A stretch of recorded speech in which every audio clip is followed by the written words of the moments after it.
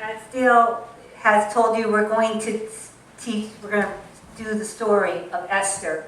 This is one of my daughter's favorite Bible stories. They love dressing up as Esther. And I've taught it, I need to let you know, I've taught it a lot of times to children, and I didn't realize how scandalous it is, the story of Esther. It truly is.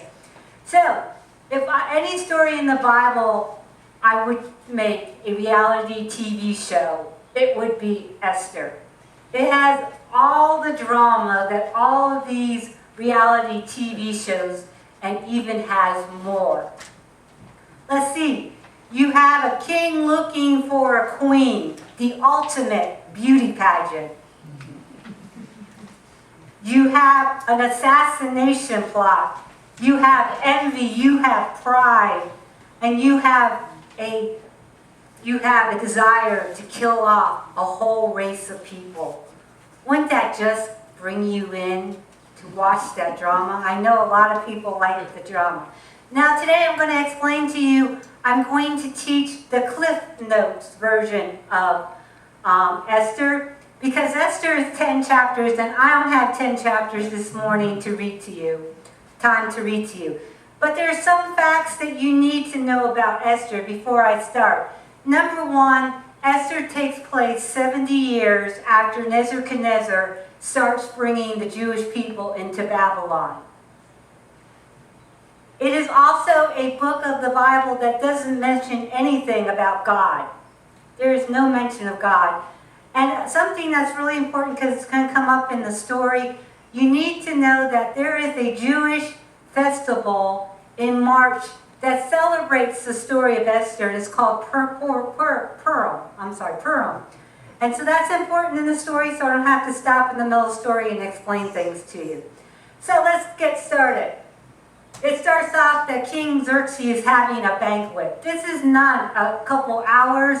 This is not a day or so, or even a week. This is a banquet that lasts 180 days. It is for his officials, it is for his princes, and all the nobles of his kingdom are there. And at one point, between the eating and the drinking, somebody comes up with the idea that they want to see the queen so they can look upon her beauty. And so King Xerxes said to Haman, who was a friend of his, should I invite the queen in so they can look upon her beauty? And Haman said, yeah, go ahead. And so he sent a message to the queen. And the queen did something that wasn't very smart.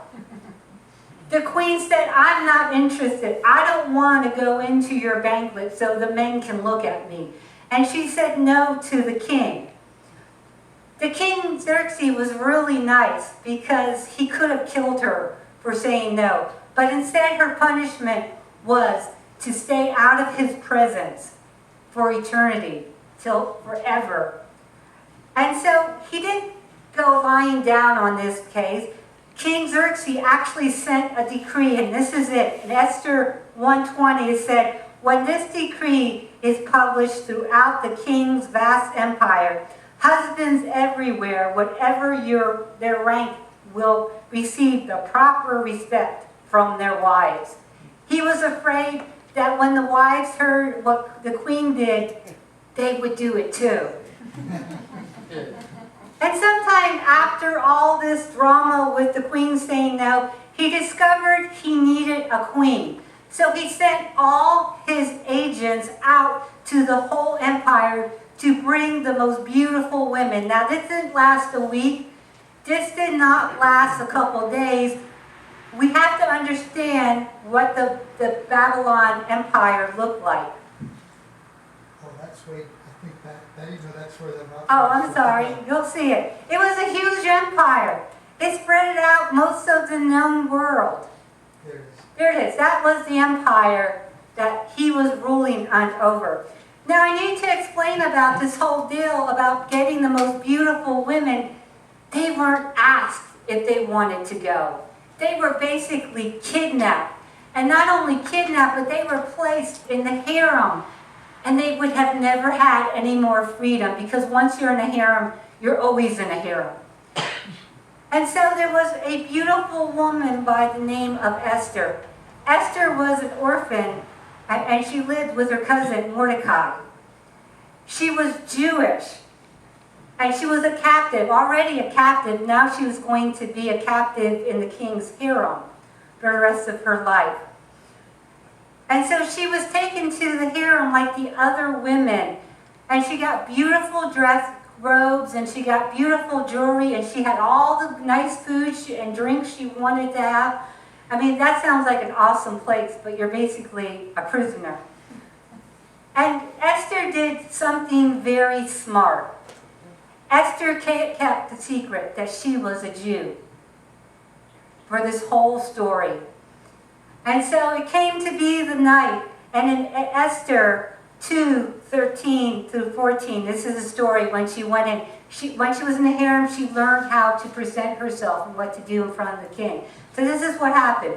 When it was time for her to go into the king's palace, she was given her choice of whatever clothes and jewelry she would take from the harem. And that evening, she was taken to the king's private room, and the next morning, she was brought to the second harem, where the king's wives lived, and she would be put under the care of Shishigaz. And if you can say it better, go for it. The king's eunuch that was in charge of the concubine, and she would never go to the king again unless he had especially enjoyed her and requested her by name. Esther became a queen, but she still was a prisoner. She didn't have freedom. The king loved her. She got the royal crown, but she didn't have a whole lot. She was basically a concubine. She was in the hand. So after she became king, Mordecai became a palace official.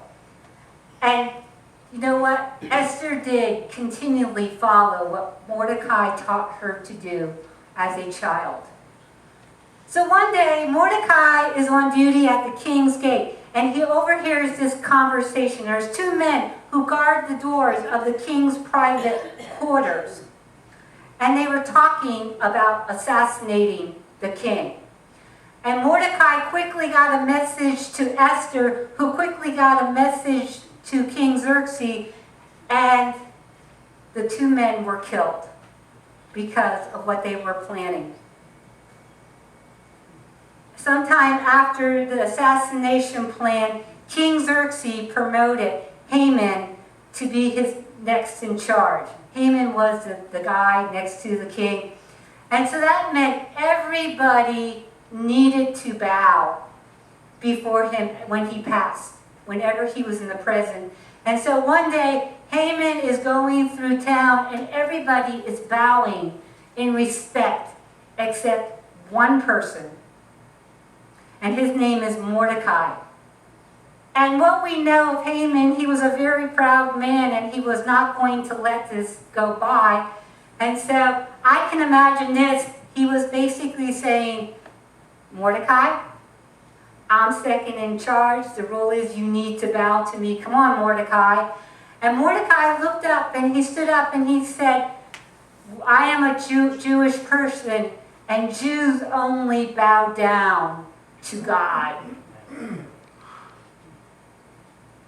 Pride turned into anger. Anger turned into a death wish for Mordecai. And so Haman did not just ignore it and let it roll off his back. Haman went to the king Xerxes. And he started talking to King Xerxes, and this is what he said. There is a group of people in your empire who keeps themselves separate from everyone else. Their laws are different from those of other people, and they refuse to obey the laws of the king. So now he's going to the king's pride. And the king is like, this is not good. They're not going to follow my rules. We're going to do something. And so the king sent out a decree on March 7th that everybody who knew a Jew were supposed to kill them. And the decree came and the Jewish people learned about the decree and they started to mourn.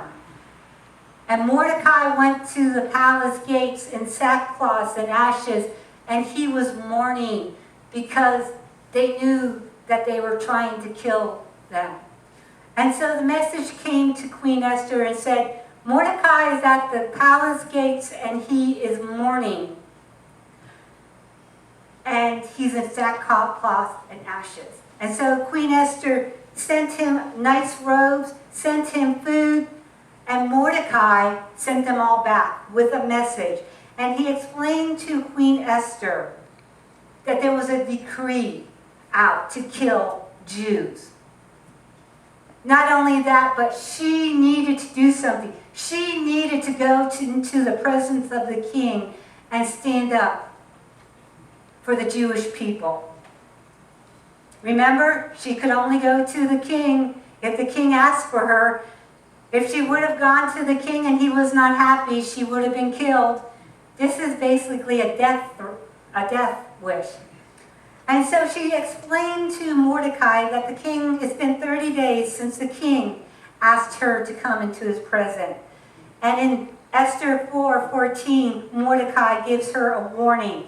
If you keep quiet at such a time like this, deliverance and refuge for the Jews will arise from some other place.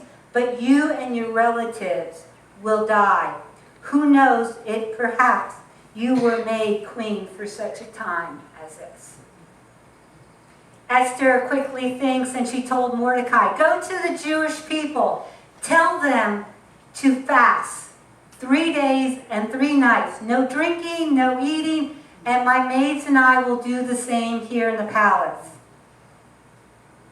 And so they all did this, and on the 3rd day, she put her beautiful robe on, and she basically, for most people as humans, she was going through to her death march. She was going to be killed. She was going out of her, and she did. Luckily, and we all know who did this, God, even though God is not mentioned in his Bible, God found favor in King Xerxes' eyes. And he remembered how much he loved her. That he welcomed her in, and she said, so what are you here for? Now you're thinking she's here for something really big. And she says to King Xerxes, well, I want to have a banquet. And I want you and Haman to come to the banquet tonight. Like you're going somewhere that you could be killed, and you want somebody to come to a banquet. So King Xerxes and Haman were excited. They both showed up at the banquet. They had a lot of food and drinking. And the king found favor. He looked upon Esther and thought, man, she's beautiful, how much I love her. And he said to Esther, whatever you request of me, up to half of my kingdom, I will give to you. And Esther said to the king, how about another banquet tomorrow? I mean, you get the half of his kingdom and you ask for another banquet. Well, the king said, okay, and Haman was really excited. He thought he was big stuff going to the queens again for a banquet. And after the banquet, Haman and King Xerxes went on their own. So they both had an interesting night. Haman went to plan Mordecai's death. He had this image. He is going to build the highest platform anybody has seen ever in Babylon. And there is going to be a huge stick where Mordecai is going to be impaled. So the whole city can see Mordecai's dead body. That's what he's doing. And I'm positive if he's around a bunch of people, he's bragging also about going to Queen Esther's for a banquet with the king. I mean, that's the kind of person Haman is. And so Haman, after he plans it, he goes back in the palace. And there's drama in the palace. King Xerxes cannot sleep. He's having trouble sleeping. And I guess he likes bedtime stories about his reign. So he calls an attendant to come into his bedroom and start reading the history of his reign, things that have happened. And that at one moment they came to the story of how Mordecai saved him from being assassinated. And he said, wait a minute. What did I do for Mordecai? Did I do anything to thank Mordecai for saving my life? And the attendant is flipping through the pages. There is nothing.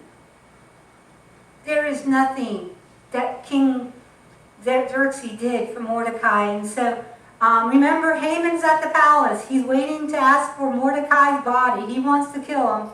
And the king said, is any of my officials out in the outer court? And they said, yes, Haman's there. So Haman's going in and he's thinking, what is he thinking? I get a chance to ask to kill Mordecai. And all of a sudden the king said to him, what would you do for someone who found favor in my eyes? And guess who Haman thinks he's talking about? Himself. So Haman's like, well, let me think about this. If I was you and it's for somebody you really thought was important and found favor in your eyes, I would put a beautiful robe on him, one of your best robes. And I would go to your stable and I would get the best stallion in your stable and put him upon. And then I would have somebody to walk him and say, this is the man that the king has found great favor in. And King Xerxes said, awesome, let's do it. Here's the plan. Tomorrow you're going to get Mordecai. You're going to put my robe on him. You're going to put him on my best steed. And you are the man who is going to walk him around announcing that the king has found great favor in Mordecai's eye. Imagine, it was like probably a dagger or a balloon just blowing up, just letting air out of your balloon, that you're not the man, and the man you're going to do this for is the one you want to kill. And so Haman did exactly what King Xerxes told him to do. And he got home just in time to change for the next banquet. But it was interesting because his wife stopped him. And she said this, since Mordecai, this man, has humiliated you, is of Jewish birth, you will need to succeed in your plan against him. It would be fatal to continually opposing him. And I'm sure Haman was like, whatever, I gotta go see the queen and the king want to see me. And so he goes, and once again they're drinking and eating and having a good time. And the king looks at Esther and says to Esther, I love you. I found great pleasure in you. Whatever you request, up to half of my kingdom, I will give you.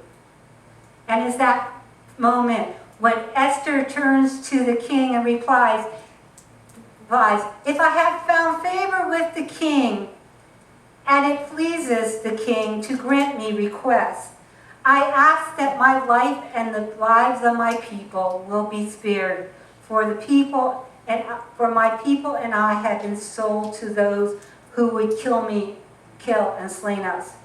I could have remained quiet, for that would be a trivial matter to warn and disturb the king. Imagine, the king loves her, like really loves her. He's willing to give up a half of his kingdom to hear the words that there are some people who want to kill her. And not only her, but her family and her people. It's that moment when she drops the bomb that she is Jewish. The king demands. He is outraged. He is angry. How would you feel if you found out that somebody wanted to kill your wife? You just want to find out. And so he demands her, tell me, who are these people? And Esther turns and points to Haman and says, it is that wicked man, Haman. Now, What do you think Haman's doing? I didn't think she was Jewish.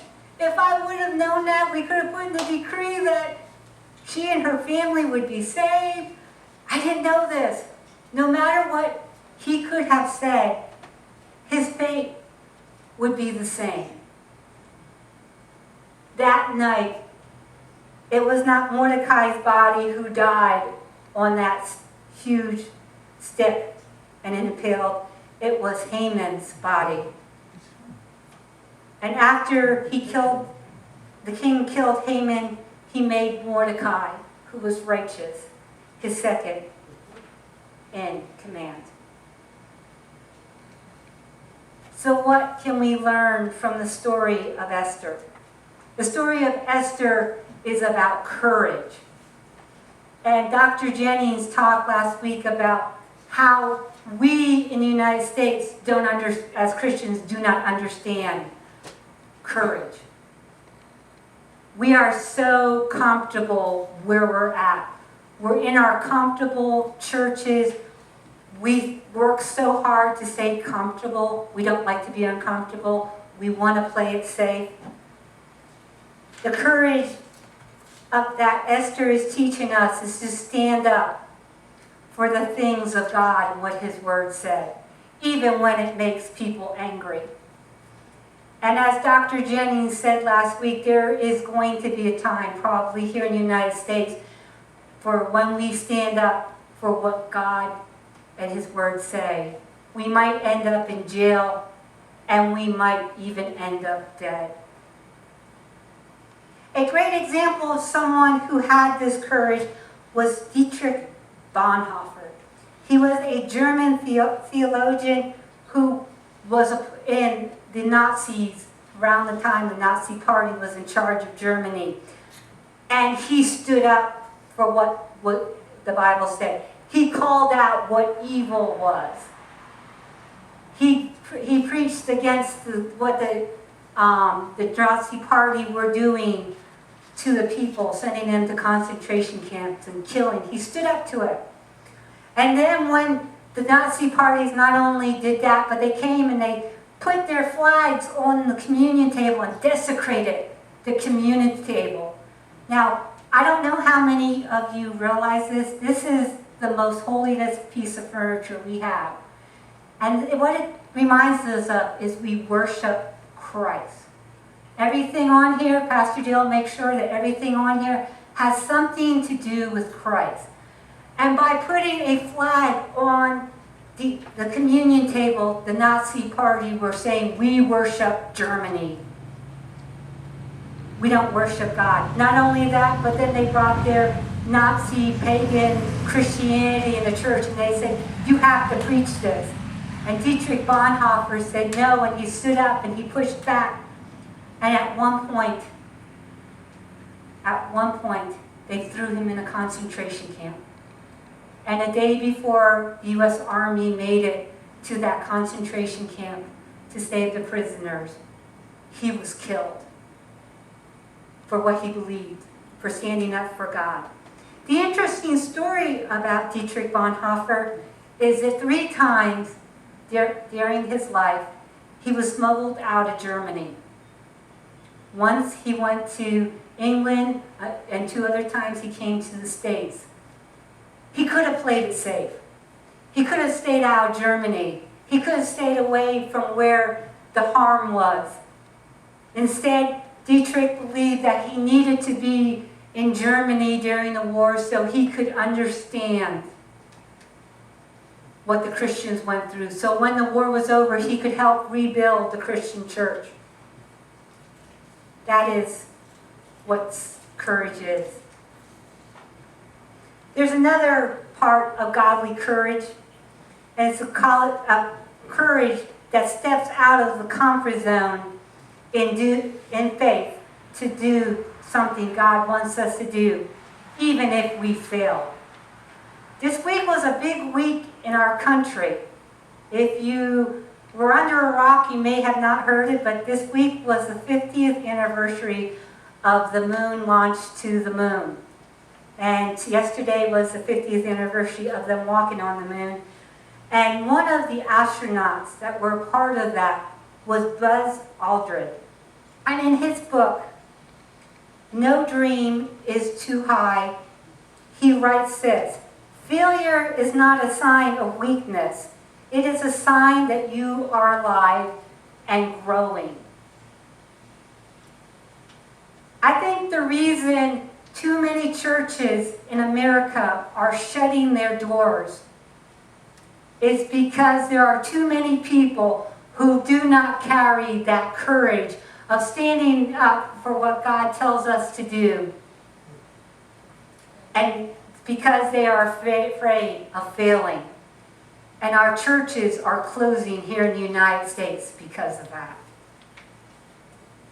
Mordecai warned Esther that her life is in peril as the rest of the Jews. He reminded Esther that she will not be saved simply because the queen. Esther must risk her own life to go to the king and ask for the deliverance of the Jewish people. He tells her, perhaps you were born for such a time as this. What has God called you to? Why have you been put on this earth by God? What purpose have you been put on this earth? Sometimes we may fail, but that doesn't mean we should stop walking. We shouldn't walk out of faith, even in times of storm. My question for you is today is, do you have the godly courage to stand up for the things that God's word says is right, even though it may cause you a little pain? Do you have courage to stand up and take the risk that we need to take to carry on his message here in the United States?